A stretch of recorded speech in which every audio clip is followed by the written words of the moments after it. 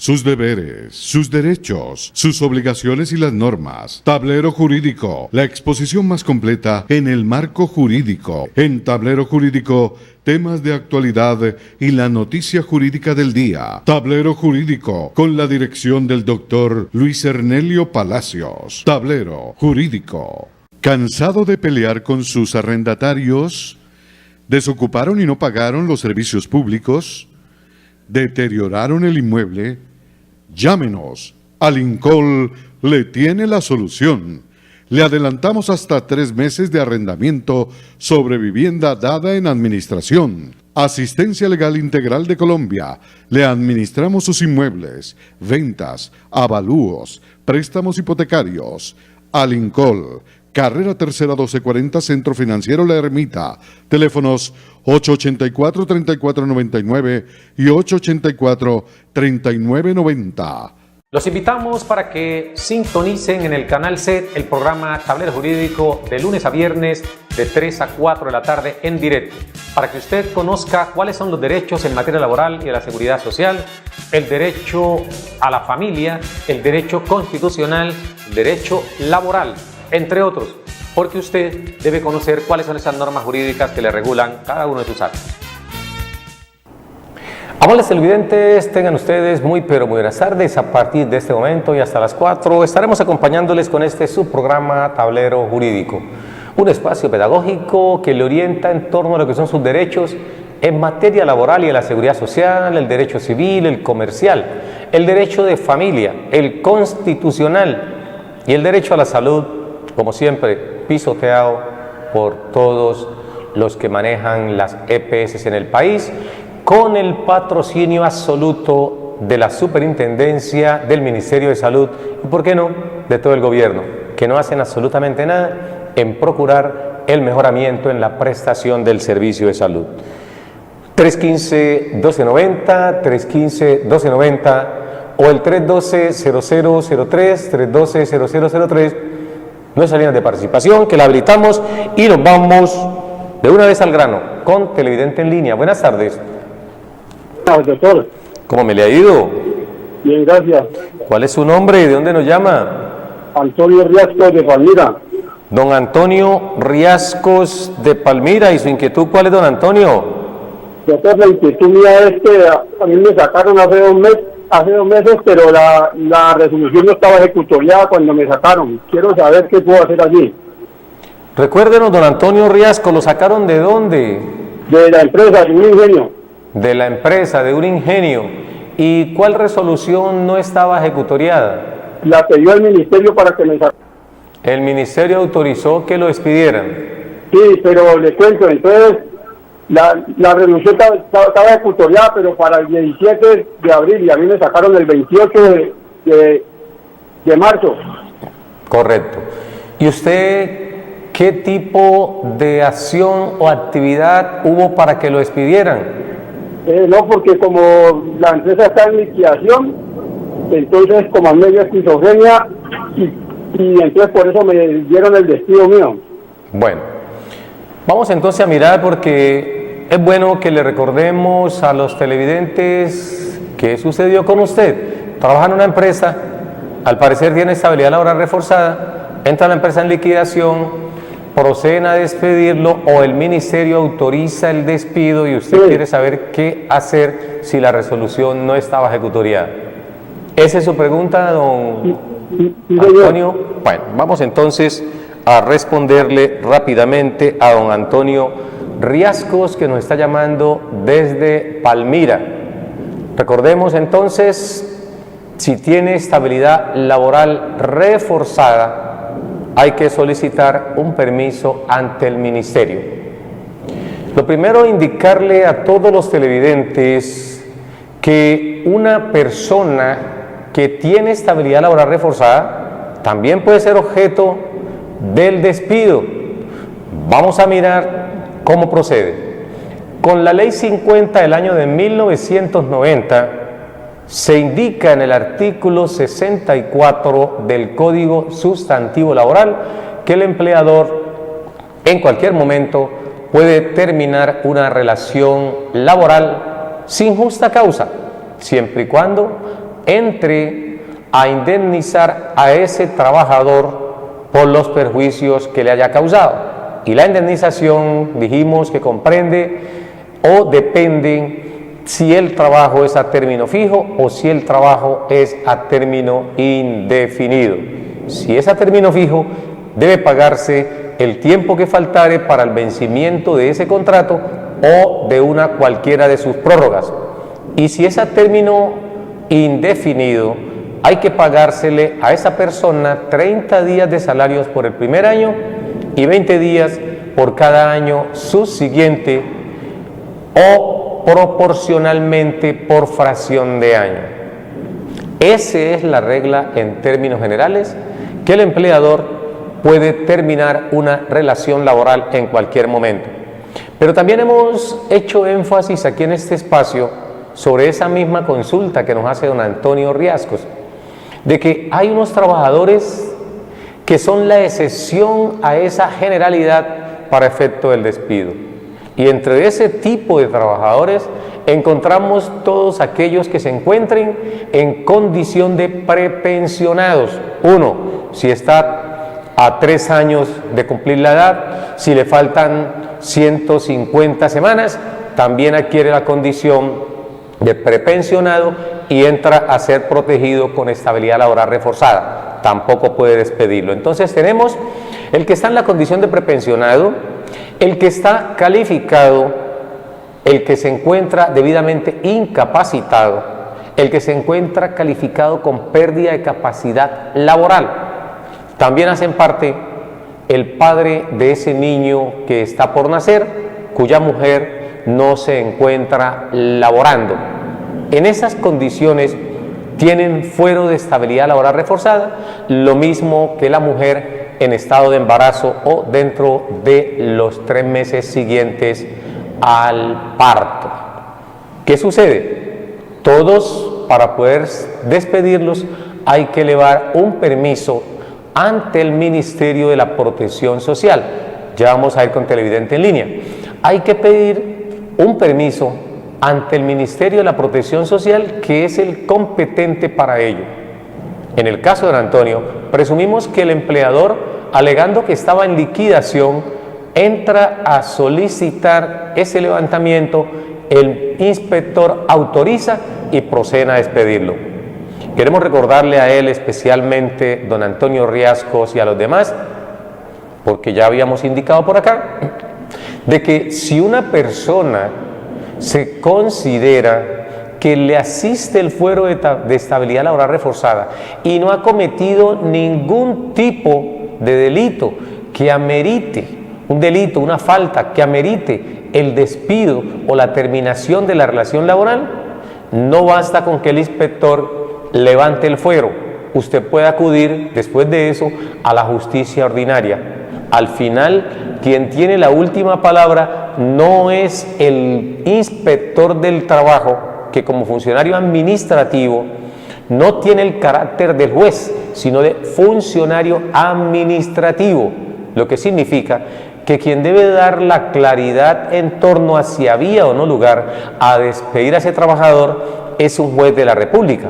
Por eso, si usted considera que el despido, a pesar de tener una resolución ordenando que sí hay lugar al levantamiento de fuero de estabilidad laboral reforzada, era injusto, acuda a la justicia ordinaria. Pero hay que acudir ya, porque es el juez laboral quien debe manifestar si está bien o no el levantamiento de ese fuero. Porque finalmente decimos aquí, no puede una persona que tiene estabilidad laboral reforzada pensar de que puede hacer todo lo que le convenga, lo que él considere pertinente por el solo hecho de estar con ese fuero.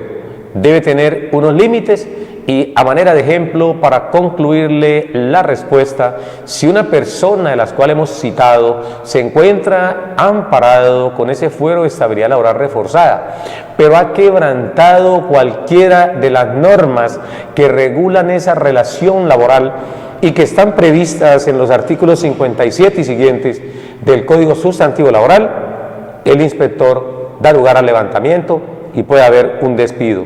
Y así usted vaya ante un juez, si el juez considera que en efecto está bien despedido, no hay nada que hacer. Por eso, aquí le recomendamos que hay que acudir a la justicia ordinaria. Muchas gracias por comunicarse con nosotros. Nos vamos con Televidente en Línea. Buenas tardes. Muy buenas tardes, doctor. ¿Cómo me le ha ido, señora? Muy bien, gracias, doctor. ¿Su nombre cuál es y de dónde nos llama? Doña Gloria, Doña Gloria, ¿de dónde nos está llamando? de por acá de San Carlos. De San Carlos. ¿Y su inquietud cuál es, mi señora? Mi inquietud yo trabajé en una casa de familia por 8 meses, 3 veces en la semana, Sí. pero, o sea, ahora último me dio como una alergia, malestar de gripa, entonces la señora me mandó que me viniera a la casa y que cuando estuviera recuperadita volviera. Y, Sí. y fui ya esta semana, la semana que pasó y me presenté y me dice que no, que ya no me necesitaba y que yo a buena hora me vine a enfermar y que ya había conseguido otras personas. Fue un contrato verbal, 8 meses. Entonces ella me dice que yo no tengo derecho a liquidación ni a nada. Usted Muchas trabajaba, gracias, doctor. perdón, no me vaya a colgar, doña Gloria, usted trabajaba 3 días a la semana. 3 días en la semana. ¿Ella le estaba pagando a usted por días laborados? Sí, 3 días me pagaba semanal los fines de semana, el sábado. Correcto, le pagaba los fines de semana. ¿Ese salario correspondía más o menos a lo que tiene que ver con el mínimo? Pues eran 35 diarios. 35. ¿Le daba auxilio de transporte? O sea que ella me daba 30 de trabajo y 5 de auxilio de transporte. Así me dijo ella. Perfecto. ¿Y usted durante ese tiempo, ella la afilió al sistema de seguridad social integral? No, ella no me afilió porque ella cuando yo recién fui, ella me dijo que si tenía médico, le dije yo tenía Sisbén, tengo Sisbén. Correcto. Entonces, vamos a hablar en torno a este tema de la señora Gloria. Puede ahora sí colgarnos la línea. Muchas gracias, doctor. Lo escucho. A usted, mi señora, gracias por comunicarse y permitirnos hacer trabajo pedagógico con las preguntas que aquí a diario ustedes nos hacen. ¿Qué sucede si una persona trabaja por días? ¿Debe el empleador proceder a liquidarle las prestaciones sociales de ley? ¿Debe el empleador vincularle al sistema de seguridad social integral? La respuesta es sí, porque la norma es clara. La norma no hace distinción cuando ordena reconocer algún tipo de prestaciones económicas o asistenciales a los trabajadores. Dice el artículo 249 del Código Sustantivo del Trabajo que todo empleador está en el deber de reconocer y pagar un mes de salario o proporcionalmente por fracción de año por cada año de trabajo. Ojo, o proporcionalmente por fracción de año. La fracción de año es un día, es un mes, una semana. Todos constituyen fracción de año. Luego, el hecho de que usted trabaje por días no exime al empleador de que por el hecho de estarle pagando a usted 35,000 pesos el día, ya él no tiene que pagarle prestaciones sociales. No puede pensarse que está exento de pagarle las cesantías, él interesa las cesantías, las vacaciones y por supuesto la prima. No puede estar exento de eso. Tampoco está exento de pagarle o de vincularle al sistema de seguridad social. Al respecto, dice el decreto 2616, doña Gloria, decreto 2616 de noviembre del año 2013, que cuando un trabajador, como su caso, está devengando 35,000 pesos al día, trabaja 3 días por semana, estamos hablando de 105,000 pesos. En total, si no tiene más ingresos durante la semana, estaríamos hablando de 420,000 pesos. Esos 420,000 pesos es una cifra inferior al salario mínimo. Por lo tanto, cuando eso sucede, conforme al decreto 2616, el Estado está en la obligación de suministrarle a usted o proveerle la garantía en materia de salud, es decir, vincularla al sistema subsidiado de salud.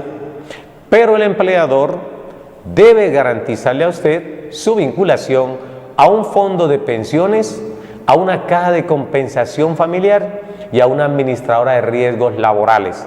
Repito, para usted, doña Gloria, y todos los televidentes que a esta hora nos están observando, el hecho de trabajar por días no exime al empleador de reconocerle y pagarle prestaciones, y menos de sustraerse a esa obligación de vincularla al sistema de seguridad social.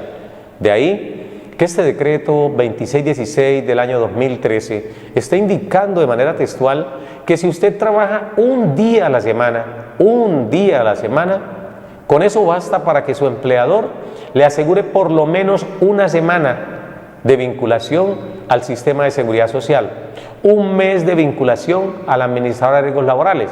¿Por qué un mes a la administradora de riesgos laborales? Porque precisamente la ARL es un costo muy reducido con respecto a la caja de compensación al fondo de pensiones. A la ARL recordemos que arrancamos con nivel 1 y solamente se paga 0.522. Equivaldría más o menos a 4.000 pesos con respecto al salario mínimo, que es la base salarial por la cual deben hacer los aportes mínimos al sistema. Doña Gloria, le recomendamos a usted desde ya acudir al Ministerio de la Protección Social, requerir a su empleador, pero sobre todo le recomiendo conseguir un buen abogado especialista en el campo del derecho laboral y de la seguridad social. Recuerde, Alincol le puede proveer esos profesionales del derecho. Basta con que usted anote nuestra dirección, llame a nuestros teléfonos, agende cita y le vamos a proveer los abogados expertos en ese caso para que le asesoren. Gracias por comunicarse con nosotros. Nos vamos con Televidente en Línea. Buenas tardes. Sí, buenas tardes. ¿Cómo me le ha ido, amigo? Muy bien, muchas gracias. ¿Cuál es su nombre y dónde nos llama? Milton. Don Acá Milton. en la ciudad de Cali. Don Milton de la ciudad de Cali. ¿Su inquietud cuál es? Sí, abogado, muchas gracias. Bueno, la siguiente. Yo ya fui calificado por el Fondo de Pensiones con una calificación de pérdida laboral de 61.33. La edad mía son 34 años y estaba con 700 semanas cotizadas. ¿34 años tiene? Sí, señor. Sí. Entonces la pregunta es la siguiente. Es verdad que no importa el porcentaje que a mí me califiquen, igual la calificación me da para el mínimo. ¿Cuánto es la base de su salario? Estaba en 926 cuando me ocurrió el accidente, más el aumento que hubo este año. Correcto. Está en 926 más el 5.9 que fue aproximadamente el aumento para este año, ¿correcto? Sí, y me señor. decía que tiene ¿cuántas semanas? 700. 700 semanas. ¿Y el origen de esa pérdida de capacidad laboral y la fecha de estructuración es cuál? Fue un accidente de tránsito, tomado como enfermedad general. Correcto. Fue el 18 de julio. La fecha 2016. Fecha de estructuración 18 de julio 2016. de 2016. ¿Las incapacidades hasta qué fecha se las pagaron? No, hasta el momento no me han pagado ninguna. ¿No le han pagado incapacidades desde No, el 2016? igual que ando con eso. ¿Y usted desde ese año está incapacitado, desde esa época? Sí, señor, continúa. Perfecto. ¿Y usted no ha hecho ningún tipo de gestión para que le paguen incapacidades? Sí, ya me pidieron todas las incapacidades transcritas, originales, ya las llevé, pero pues es un proceso ahí que me tienen para ir para acá. Pero pues ahí estoy en eso. ¿Invocó tutela con respecto a eso? No, señor. Bueno, su pregunta básica es si es cierto que por el hecho de estarse ganando 926 le van a reconocer el mínimo. Sí, señor. Bueno, vamos entonces a responderle al amigo Milton que nos está llamando desde la ciudad de Cali. Puede colgar la línea, habilitarla para que otras personas puedan comunicarse con nosotros. Y desde ya por este medio lamentamos mucho su situación, porque por más pérdida de capacidad laboral que amerite reconocimiento de la pensión, es mejor estar en óptimas condiciones físicas y psicológicas. No importa que usted le vayan a reconocer pensión, lo importante es de que esté en óptimas condiciones. Por eso siempre que una persona lo califican con pérdida de capacidad laboral, no hay nada que festejar con el reconocimiento de la pensión, porque nadie va a cambiar esa condición de salud, sano, tranquilo, por una pensión lo mejor es estar en óptimas condiciones. En su caso, esperemos que pueda realizar sus actividades cotidianas normalmente, pero nos preguntamos en aquellos casos donde la persona queda en tal grado de postración que no puede realizar absolutamente nada, ninguna de las necesidades elementales de toda persona. Por eso, Dios permita que se recupere día a día.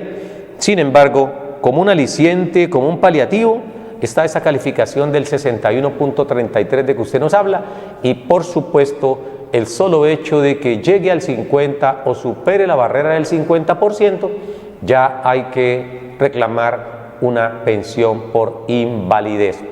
700 semanas, que no son suficientes para una pensión de vejez futura, pero ya por lo menos tiene la de invalidez, y en el grado en que van a reconocerle, no interesa que la misma se cambie de invalidez por vejez, porque igual cuando usted cumpla 62 años, si el nuevo gobernante no aumenta la edad, hacemos esta precisión, porque ahorita está en 62 años para los hombres, 57 para las mujeres, pero se especula que la edad se va a aumentar en el nuevo gobierno.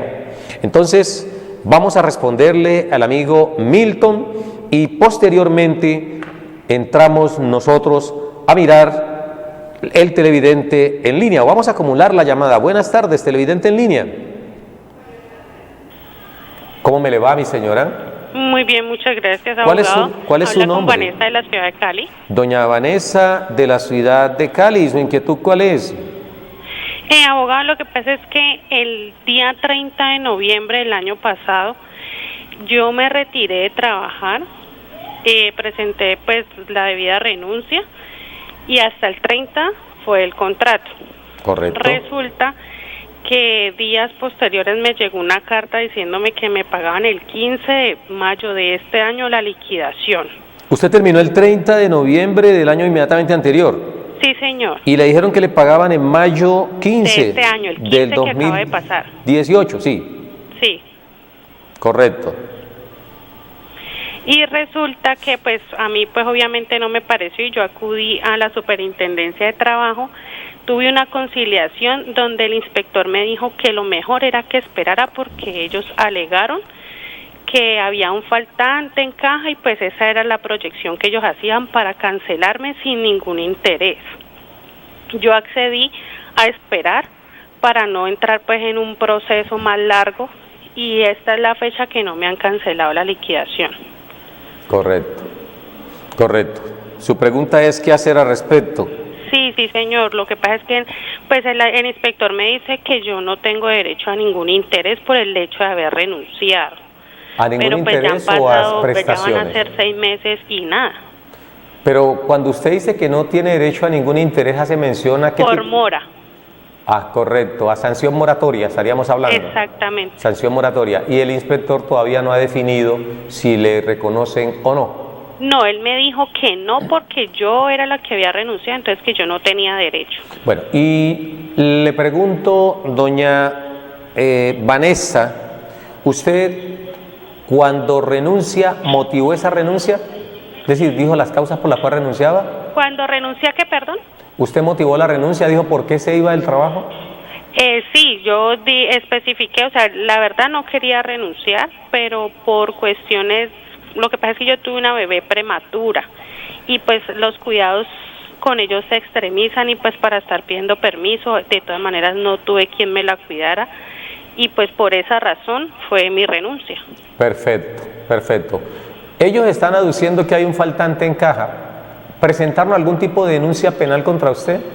No, la del faltante en caja es en el sentido de que ellos han tenido, por decir algo, unos malos años, entonces la plata no les alcanza, no porque sea directamente conmigo. Ah, correcto, correcto. Lo que ellos dicen es que están en crisis económica. Exacto. Y no han podido, porque cuando usted nos refiere a nosotros aquí en el aire de que hay unos faltantes, uno presume que ellos están indiciando que de pronto usted tiene que ver con ese faltante, no tiene nada que ver con eso. No, señor. Perfecto, entonces vamos a responderle a doña Ángela, pero antes teníamos aquí a, Vanessa, teníamos aquí al amigo Milton, que nos estaba consultando en torno al monto que debía reconocérsele respecto a la pensión de invalidez.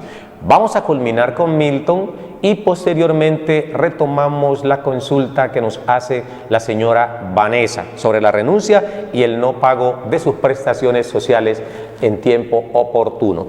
En el caso de Milton, que nos estaba diciendo que le calificaron con un 61.33 de pérdida de capacidad laboral, 34 años de edad, 700 semanas, no le pagaron incapacidades desde el año 2016, mediados de 2016, cuando ocurrió su accidente, y hasta hoy está a la espera, por supuesto, que el fondo de pensiones le reconozca esa prestación económica por invalidez. Lo primero, para Milton y todos los que nos llaman, no pueden estar 2 años no solamente enfermos o delicados de salud, sino que además sin estar recibiendo el mínimo vital móvil.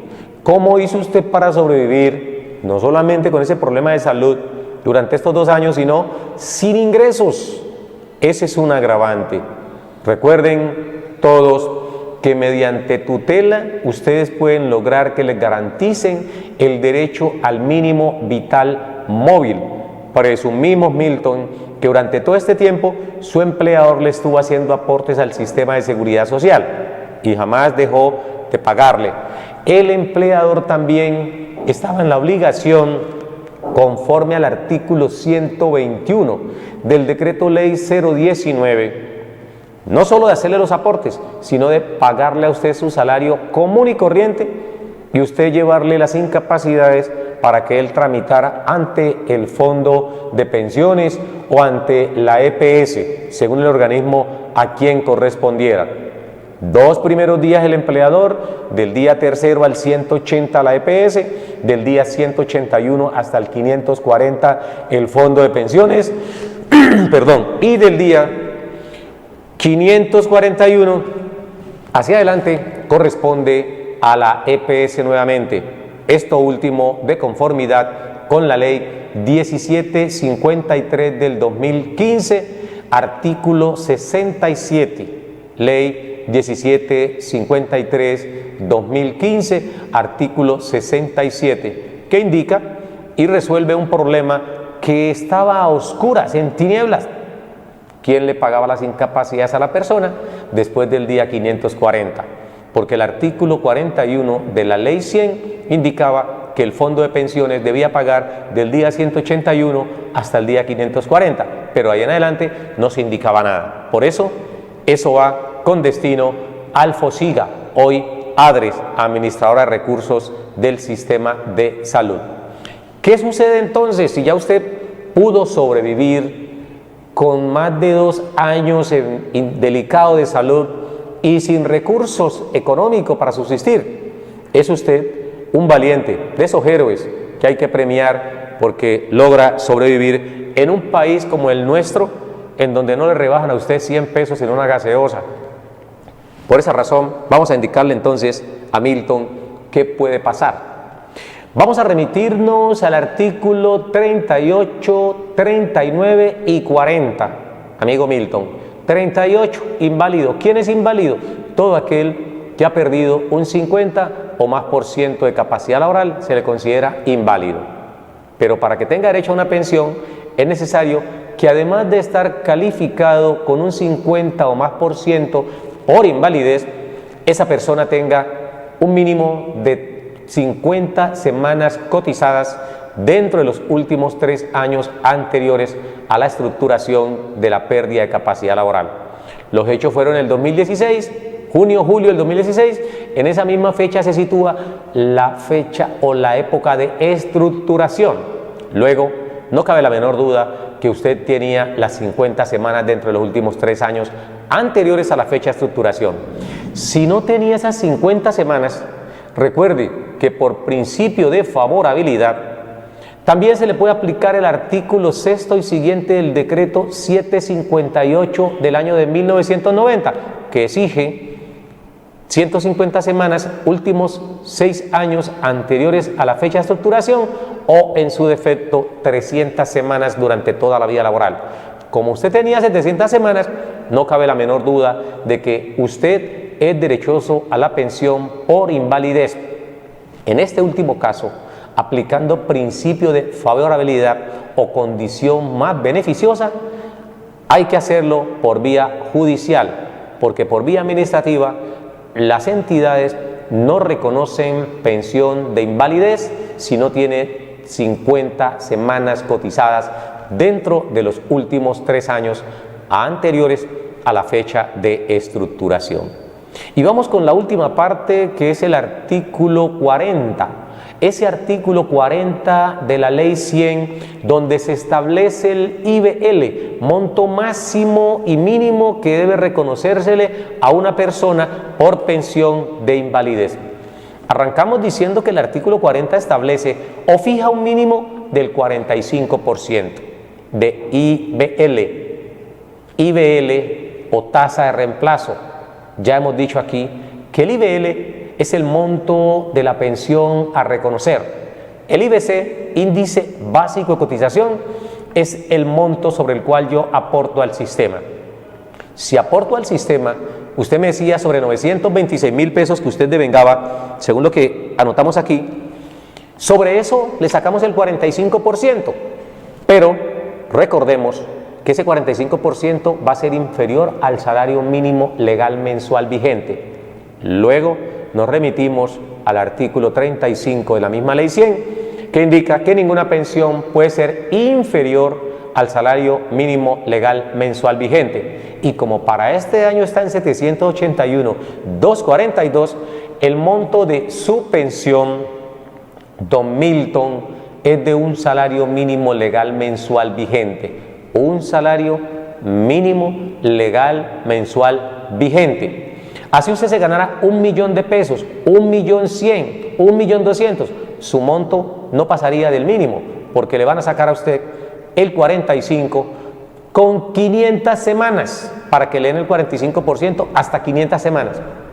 Si tiene más de 500 semanas, la norma dice que por cada 50 semanas adicionales a esas primeras 500, por cada 50 semanas adicionales a esas primeras 500 semanitas, le van a reconocer 1.5%, 1.5%. Entonces usted arranca con 45% y arranca con 500 semanas. ¿Quiere aumentar el IBL? 550 semanas le darían un 46.5, 600 semanas le darían un 48, 650 semanas le darían un 49.5% y así sucesivamente. Lo máximo que se reconoce por pensión de invalidez, ojo, lo máximo que se reconoce por pensión de invalidez es un 75% de IBL. Un 75% de IBL es lo máximo que se reconoce. Por esa razón, don Milton, esté tranquilo que a usted deben pagarle todo el retroactivo. Una persona no puede recibir de manera simultánea incapacidades y retroactivo. Me explico. Una cosa es el retroactivo que se ha causado desde el 16 de junio, desde el mes de julio del 2016 hasta esta fecha. Otra cosa es que a usted le hubieran pagado sus incapacidades desde ese momento. El retroactivo se causó, pero si a usted le hubieran pagado incapacidades desde esa época hasta hoy, entonces solamente le pagaban la pensión de hoy en adelante. Pero como no le pagaron a usted incapacidades, se deben devolver a la fecha en que se estructuró la pérdida de capacidad laboral y desde ese en adelante deben reconocerle y pagarle su pensión. Si requiere abogado, en pantalla están nuestros teléfonos y la dirección de nuestra oficina para que usted pueda consultarnos y por supuesto brindarle una asesoría más profunda, más personalizada. Gracias por comunicarse con nosotros. Vamos con la señora Vanessa. Rápidamente con doña Vanessa. ¿Qué sucede? Vanessa renunció el día 30 de noviembre a su contrato de trabajo, aduciendo que le faltaba tiempo para dedicársela a su bebé. Recién nacida su niña requería más tiempo con ella para poder brindarle todo ese cariño, todo ese afecto que demandan los niños a esa edad.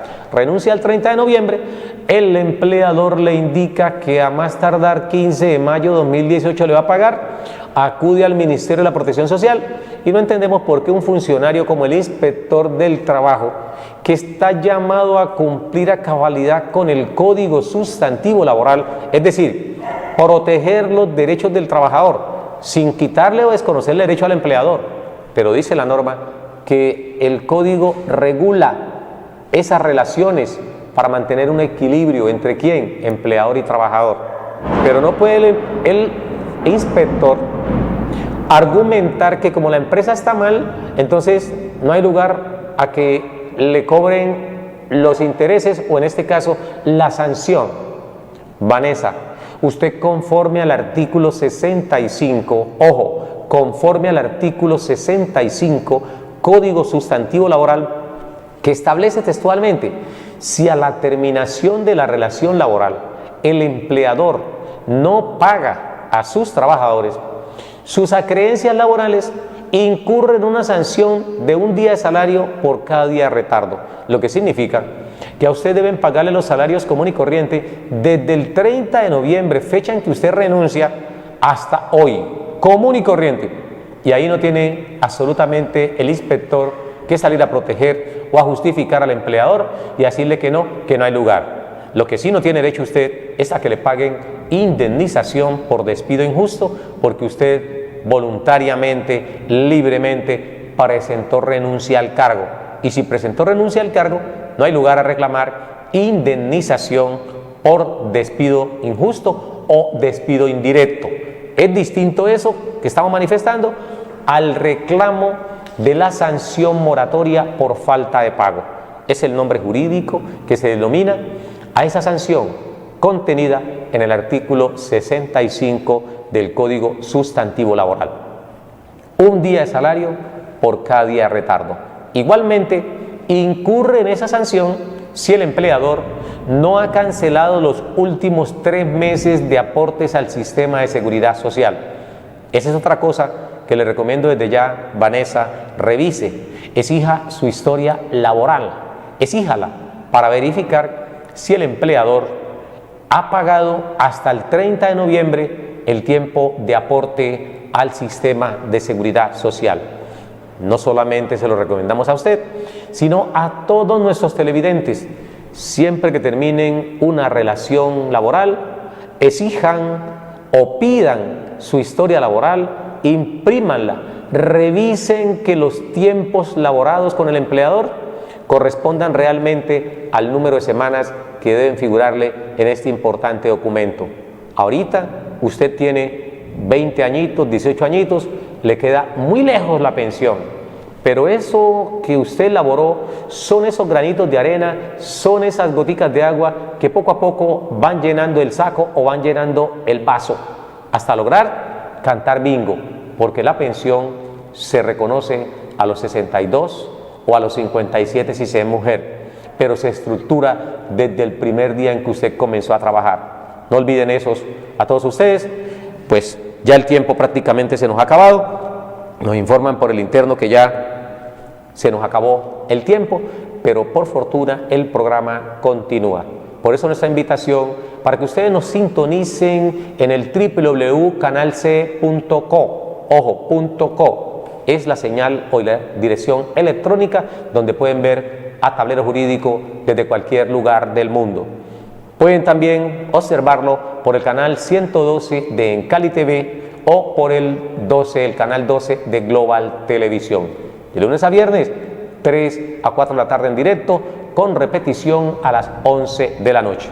A todos ustedes, muchas gracias por comunicarse con nosotros y los invitamos entonces para que sigan observando la programación de su canal C. Fuerte abrazo, feliz tarde, Dios los bendiga. Sus deberes, sus derechos, sus obligaciones y las normas. Tablero Jurídico, la exposición más completa en el marco jurídico. En Tablero Jurídico, temas de actualidad y la noticia jurídica del día. Tablero Jurídico, con la dirección del doctor Luis Ernelio Palacios.